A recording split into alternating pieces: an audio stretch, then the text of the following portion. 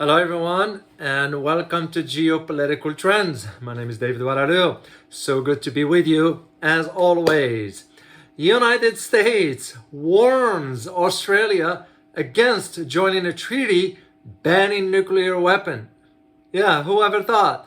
In this video, I am gonna provide you some insights you might not find anywhere else because I am certain Western media is not going to cover this in great detail. But before I launch deeper into this, please make sure to subscribe and smash that notification button so you will be notified every time I upload a new video.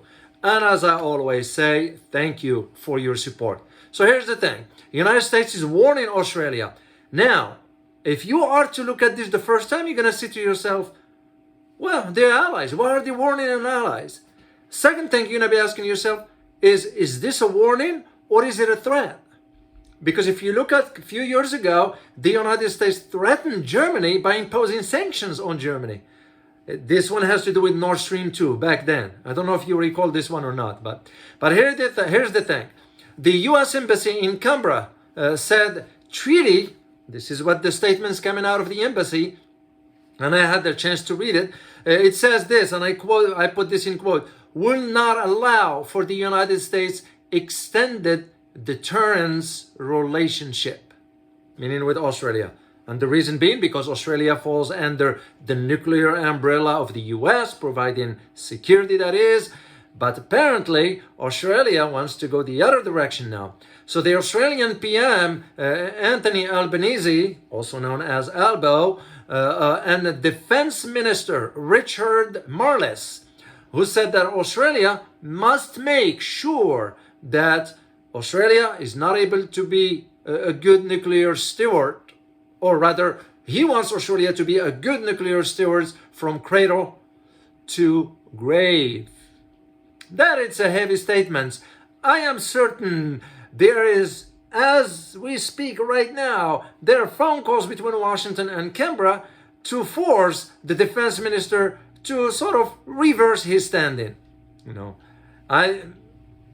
Knowing what I know, that's how usually it works. So the US has warned Australia now against joining a landmark treaty banning nuclear weapons, because the United States' argument is that the agreement could hamper defense arrangements between the United States and its allies. Well, which allies are we talking about? In that part of the world, beside Australia, you're looking at Japan and South Korea. But here is the irony in all this, the surprising elements of it, or the wild card, if you will, is that New Zealand, New Zealand is supporting Australia in this decision by saying, and let me get the quote here, by saying, New Zealand is pleased to observe a positive shift, end of quote, in Australia's position at the United Nations vote, because it was a vote on this in the UN, which was about a few weeks ago, except that it just coming up to the surface, And New Zealand continued to say that it would, of course, welcome any new ratification as an important step to achieving a nuclear weapon-free world. Yeah, right, keep dreaming. You look at some major countries with the massive nuclear weapons, including us, the United States, and Russia, those people are just spewing sort of lies or whatever. Nobody's gonna get rid of their nuclear weapons. That will be suicide for all of them. And this is why it was surprising that Australia all of a sudden wants to take this stand. Whether they're gonna succeed or not is remain to be seen.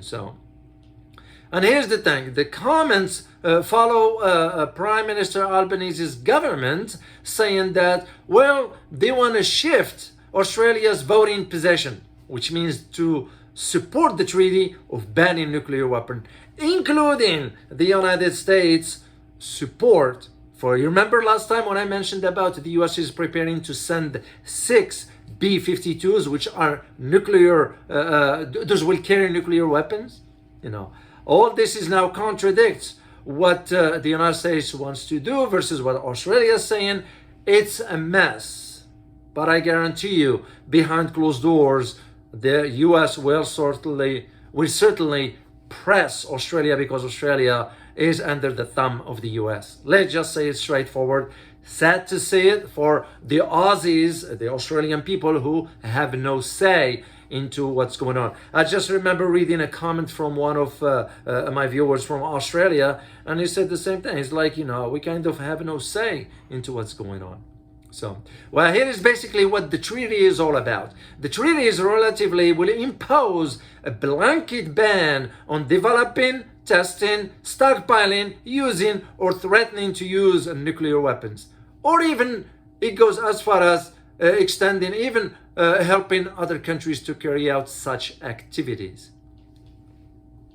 I don't think so it's gonna work, but the fact that the US is warning Australia, or I may use the term threatening Australia, it says a lot about who's in charge here. And the US argument is that the statement from the embassy said that, and I quote here, the treaty would not allow for the US extended deterrence relationship, okay, which are still necessary for international peace and security, end of quote. Well, I'm laughing out of, the double standard here. We're saying one thing and doing another thing. I've always said this about American foreign policy.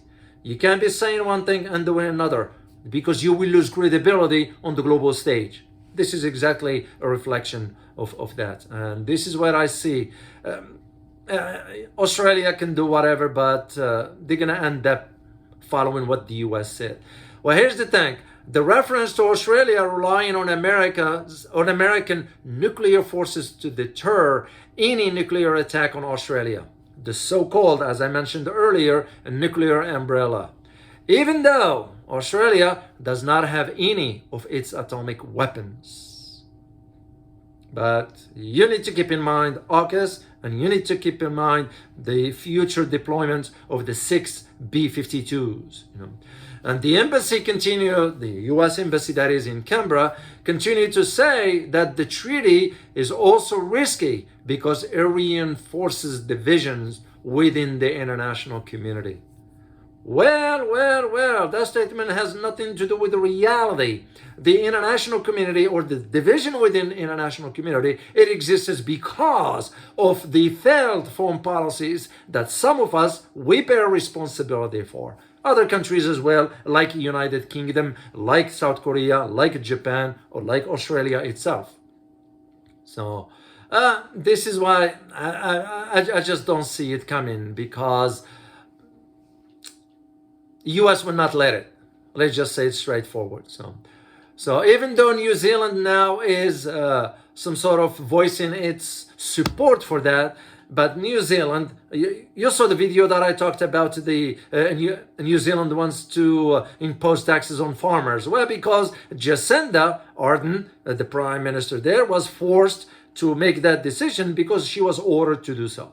So New Zealand carries no weight whatsoever. New Zealand will be doing what it's told to do. And this is why I keep going back to that point of sovereignty. I wanted to make this clear to you guys to understand. Sovereignty doesn't mean the country is sovereign and is independent in its policies. It might be sovereign on paper. Look at the examples of Canada, Australia, New Zealand, South Korea, Japan, and some countries in the EU. You get the idea. So the Australian Prime Minister Albanese has been involved in the advocacy against the nuclear weapons and has described them as the most destructive, inhumane, and indiscriminate weapons ever created. Well, yeah, if it is the case, how come your government, prior to being elected, agreed to AUKUS? And AUKUS is going to basically be deploying nuclear weapons to Australia. So you can just see it's for political reasons why you hear what you hear. And by the way, the treaty, this TPNW stands for the Treaty on the Prohibition of Nuclear Weapons. And that one, basically the treaty has prohibits states, parties from developing, testing, producing, manufacturing, acquiring, possessing, or stockpiling nuclear weapon or other nuclear explosive devices. So the treaty, as of today, now has 91 signatories, 68 of which have formally ratified it. So Australia didn't sign it yet. So it'll remain to be seen what they're gonna be doing moving forward. I have my doubts, but again, it's no surprise that the United States doesn't want Australia to join the ban treaty, but it will have to, even though the US saying it will have to respect outright to take a humanitarian stance against these weapons. Well, that's just a consumption of ink, no more, no less. So don't fall for what the statements emanating from the embassies or whatever. Those are just for domestic consumption, no more, no less. Because remember, Australia continues to pursue closer security and defense cooperation with the United States, including plans to acquire nuclear-powered but conventionally armed submarines under the AUKUS agreement, which also include the UK. So, when you hear Albanese saying whatever, he's saying one thing on one hand and doing another on the other. Because if it is the case, he should have banned this AUKUS agreement to begin with if he doesn't want a nuclear weapon on an Australian soil. So that's, to me, what a good leader will do. Because leadership, it matters when there are hard issues or hard decisions or tough decisions that need to be made. It's not when only there is a good time, because that's what leadership is tested during hard time, So I doubt it. I have my doubts. But again, it's my personal opinion. We shall see where this is going to lead to. And I'll be keeping an eye on it. But here's my question for you for today. Will Australia bow to US pressure and reverse course on the nuclear treaty?